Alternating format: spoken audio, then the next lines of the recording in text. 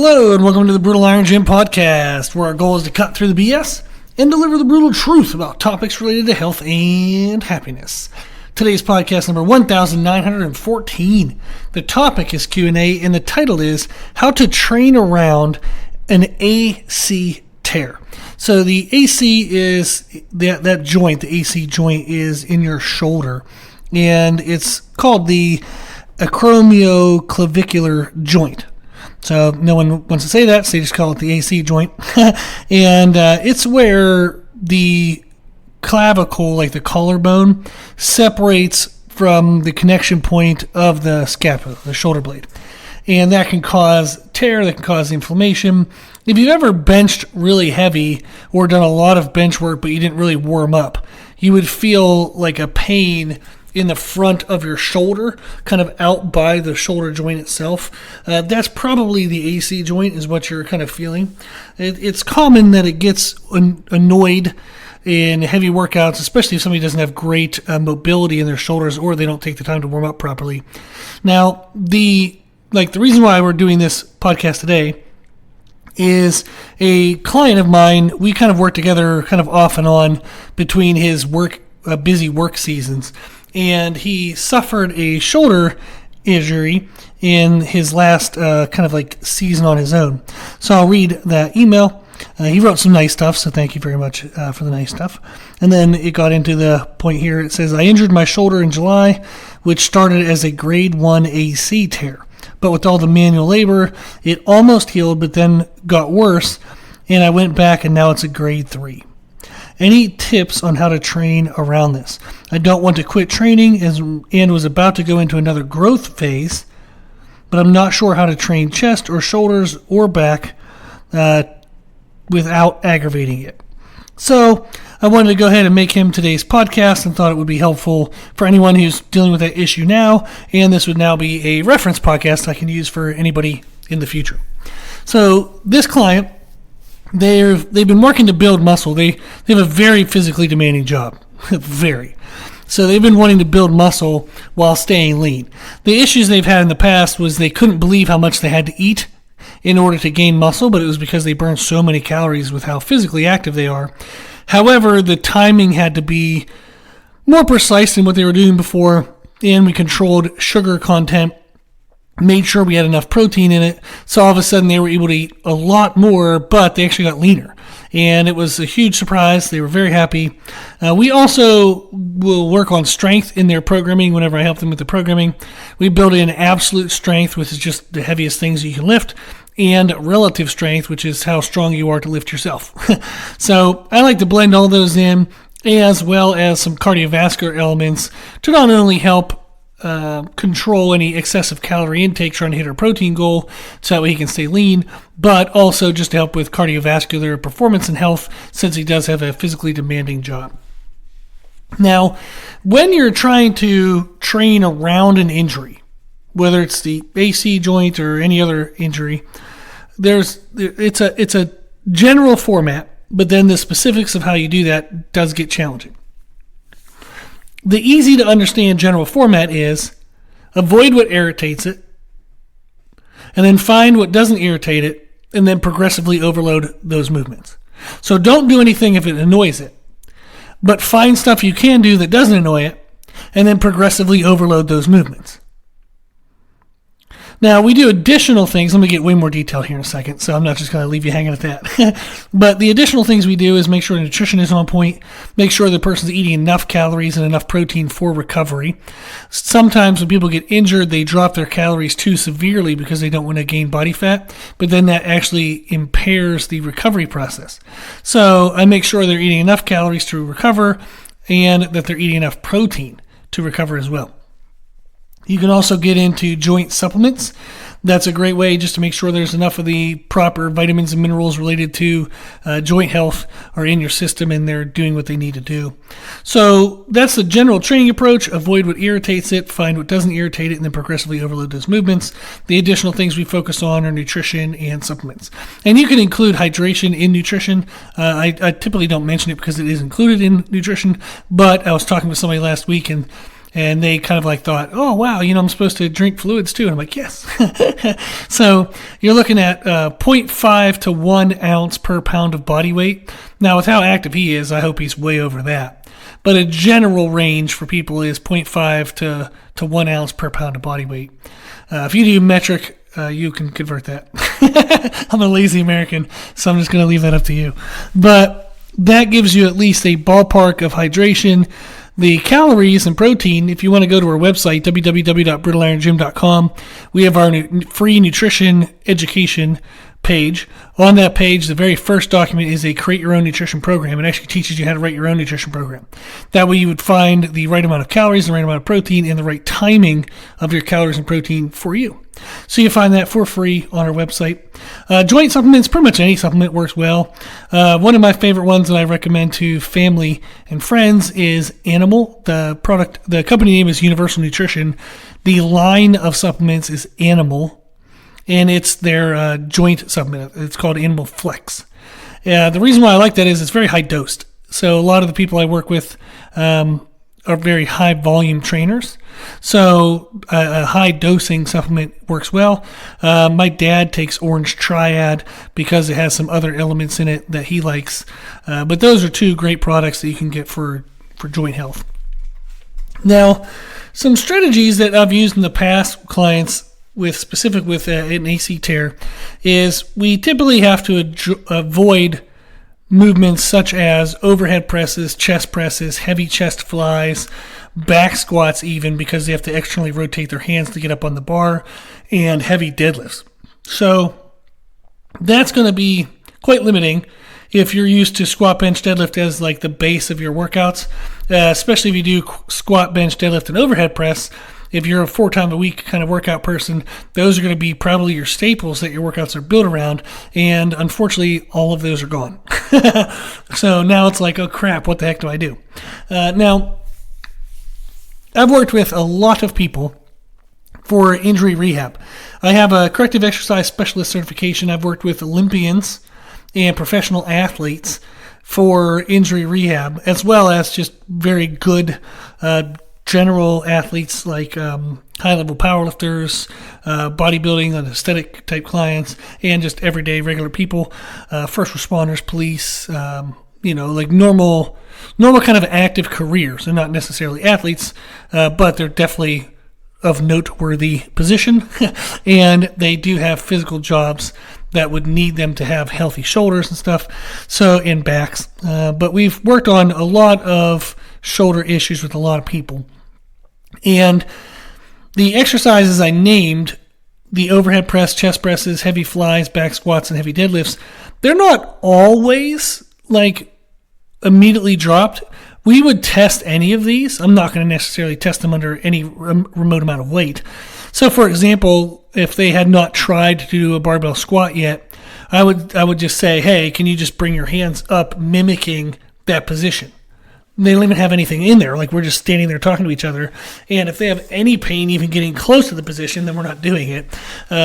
At the gym, if we have PVC pipe, I'll have them try it with a PVC pipe if they want something physical to touch. So we'll test these movements out. And with deadlifts, like, you often will be able to get away with some type of heavy holding, but maybe not a max effort level type of heavy holding. You maybe can't do a barbell, but maybe you can get away with a hex bar.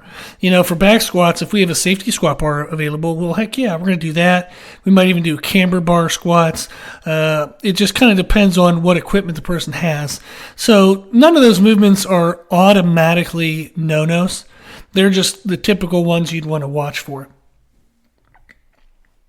For example, I have clients where we've done a bamboo bench. If you don't know what a bamboo bar is, it's not technically made from bamboo anymore. But if you paused the podcast and you went on, say, like YouTube and typed in bamboo bench press, you would see that there's certain types of barbells you can get. You can even just get some type of metal piping from like a Home Depot. You're not going to be able to load that very heavily. But you can get some type of heavy piping from Home Depot or Lowe's. Put a little bit of light bands, hang 10 or 15, 20 pounds off each side, and you can mimic that exercise. It's a very unstable bench press. But what's nice about it is you don't need a lot of weight load for the muscles to feel challenged, and it promotes an enormous amount of blood flow through the shoulder joint. So I've worked with people with high bicep, tears, anybody with a chest tear, or like we had to have surgery for it. Any kind of shoulder issue, even like a lat injury, you can play around with bamboo bar bench press, and they might be able to get away with that for long duration sets. I've done sets of 1, 2, or even 3 minutes. I had a client one time, we were working on a chest tendon that tore. We were doing 3-minute sets on a cable machine for chest flies, and that's typically a huge no-no for a chest tear. But as you can imagine, if you're moving for 3 minutes straight, that weight load is not very high, but it got an enormous amount of blood flow. He was a unique case in the sense to where he was getting testing done every other month at a local university, the UNC Chapel Hill, because he had a rare condition that caused degradation of his connective tissues. He and his sister did, and they wanted to research that. So I was actually part of the study with him, and we were doing exercises to specifically work to counter the degradation of the tissue. And it showed in the study that we were able to stop the degradation completely by doing the movements and stuff that we did. And towards the end of the study, they actually started to see a little bit of a reversal. And the tissues were actually getting more robust, and they were actually getting stronger. So it's super, super, super freaking fun when you get to be part of studies like that. I used to teach at the local university and got to do a lot of studies with exercise. I've worked with people with post breast cancer survivors where they had to have a mastectomy, and we did exercise to test and see if it helped reduce how much pain medicine they needed. There was a lot of fun. I've had a lot of fun in my life getting to do that stuff. But there's a lot you can do if you know what there is to experiment with. So I know not everybody knows all that, but the point of today's podcast is to help kind of make you more aware of some things. So we went over the typical movements that you're going to probably have to shy away from, the basic form, like the basic versions, but maybe you can do, specialty bars for squatting. You can do the bamboo bar for bench pressing, just different ways of doing those movements. The typical modifications that we make in the workouts is we won't be able to do very heavy weight loads because almost always the shoulder is going to be somewhat involved in supporting lower body movements. Now, granted, you could do a leg press, till your face falls off. But the client I'm talking about here, I know he doesn't have a leg press. So there are certain movements and certain things I'm going to name in today's podcast because I know it's specific for his equipment availability. But if you do have availability for equipment, maybe you have a hip thrust machine, lying leg curl, leg extension. Leg extension, you're still going to get kind of in trouble if you have to pull yourself into the seat. But you could do lying leg curls. You can do hip thrust. You can do leg press. There's a lot of different things that you can do if you have a lot of machines available. If you don't have a lot of machines, then you are a little more limited in your exercise selection. But how you can maximize what exercises you do have available is to use circuits. So pair a lot of exercises together. That's going to reduce the amount of weight load you need per exercise for it to feel like a really good workout. You can do longer time under tension techniques, such as slow eccentrics and isometric holds. You can do rep tempos. There's a lot of variations you can do. The idea is, how do you make lighter weight feel harder? And that's going to help you get greater intensity in your training, but you get to have lighter weight loads. That way you don't aggravate the injured tissues. So circuits are going to help, and longer time under tension techniques will help as well. Some other elements that we add specifically is I do a lot of band work for the shoulders and for postural elements like thoracic strength. This is really going to help pull blood flow into that shoulder joint, bring new proteins in there, and help kind of alert the body to, hey, these tissues need to be a lot stronger. They need to be a lot healthier, so spend time fixing them. One of the examples, you can go on YouTube and type in Brutal Iron Gym band routine for general shoulder therapy. That routine, all you need is a $6 set of bands, and you can do a great workout to help strengthen your shoulders. I'll typically do that routine 2 times a week. I actually did it every single day. I forget for exactly how long I did. I think it was like 3 months or something. But I did it every single day for like 3 months to fix an old shoulder injury that I had, and it has never come back since. I had that injury for like 7 years, spent 3 months doing this therapy, and it's never been back since. And it's been 10 years plus. So very, very, very happy with that. It's a modification of a concept I stole from Louis Simmons of Westside Barbell. So I didn't create the therapies. I just adjusted it and made it in a way that I thought was more applicable to the people that I typically work with in myself. But that's a great video to check out, and you could do that routine twice a week. We also add thoracic elements to the training program, like training workouts. So band pull-aparts, Cuban presses, YTWs, there's about 4 million other things. But anything that works the thoracic positioning and shoulder stabilization, shoulder mobility. Now, granted, you're going to have to start with very lightweight, if any. You might have to go through like bodyweight style movements. But if you get a deep burn in the shoulders, and it's in both shoulders, not just the one that's injured, that's probably a great thing to do. If you get any electric shocks, stop that, because that's a bad pain. But if you get, muscle fatigue, muscle burning, and both sides are kind of screaming a little bit, then that's probably a good therapy to get some blood flow into that shoulder. So some workout examples. I actually went back and found a client I had who had an AC separation issue, injury, and these are 2 of the circuits that we used in one of their workouts. The first one was band pull-aparts. We had underhand bent elbow pull-apart into overhand bent elbow pull-aparts, and then we did explosive alternating bodyweight step-ups, then dumbbell hang-hold alternating reverse lunges, and they just needed 25 pounds on each side, which was manageable with their shoulder issue. And then they did bodyweight static holds, so they squatted to just about an inch or 2 above parallel, where they weren't like sitting into the relaxation of the muscles. They actually had to be physically holding that position, and they had to accumulate 60 seconds. So they might be able to hold it for 20, stand up, breathe, shake their legs a little bit, sit back down into the squat, hold it for 15, stand up, breathe, shake their legs a little bit, but they had to accumulate up to 60 seconds. So that was week 4 with 60 seconds. So they had them do 30 seconds in week 1, 40 in week 2, 50 in week 3, 60 in week 4. So that was great. We got progressive overload in all those movements, so we added repetitions or we added weight. Another circuit they had was weight plate YTWs. They had little micro plates, so they had like half pound, 1 pound, 1.5, and 2 pound micro plates. So we were doing YTWs with that on a bench. Then they did dumbbell dual bent over rows, where they had to hold the isometric for a 3 count. Then they slowed the eccentric for a 3 count. So they would row to the top and hold 1, 2, 3. Then he would release 1, 2, 3. And then they go into the next rep. By having the isometric holds and the slowed eccentrics, it reduced how much weight they could really use. I think they were using 30 or 40 pound dumbbells, which again, for where they were in recovery, that was okay for them. They could do that. Then we had body weight alternating jump lunges. And this is, again, they were very athletic, so this wasn't any kind of concern over the knees. But if you're not used to doing jump lunges, I would definitely skip those. Maybe do just alternating bodyweight reverse lunges, or alternating forward lunges or side lunges, but might not want to do a jump lunge. Then we had them go into safety squat bar paused squats. So that was the circuit.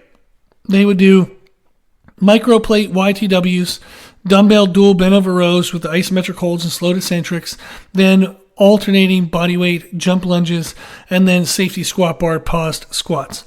And those workouts worked great. The person was able to work back from their injury, got back into their sport. They were a baseball player, and they did great. Everything worked out really well.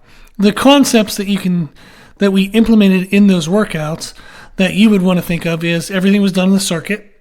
And that, again, makes that each movement doesn't have to be loaded as heavily because you're still tired from the previous movement. We pre-exhausted their big movements. So in the first circuit, they had to do explosive step-up step-ups before they did the dumbbell hang-hold reverse lunges. These step-ups would pre-exhaust the muscles so they don't need as heavy of weight on the reverse lunges. For the second circuit, we did those jump lunges before we did the safety squat bar squats. So the jump lunges would be a pre-exhaust. They would pre-fatigue the muscles before the safety squat bar. And then we also did extended time under tension techniques. So we did the isometric hold on the body weight squats. We did the isometric hold and the slow eccentrics on the dumbbell bent over rows. So we were adding in those elements to make sure that the workouts could still be high intensity, but without too heavy of weight load. So some other elements that you can play with in order to ensure that you get really good workouts would be to increase body part frequency. So maybe you're used to training your body parts only once or twice a week. Well, if you can't use as much weight load, you might want to bump up to 2 to 3 times per week. And that'll allow you to still feel like you're pushing and progressing the muscles, even if the weight load has to be lower. You can also spend more time doing warm-ups. If typically you only do 2 or 3 warm-ups before your working sets, start doing 4 or 5 warm-up rounds. Just get some more volume in before you get to your heavier working sets, and that can help increase the overall volume to make up for a reduction in intensity due to weight load reductions.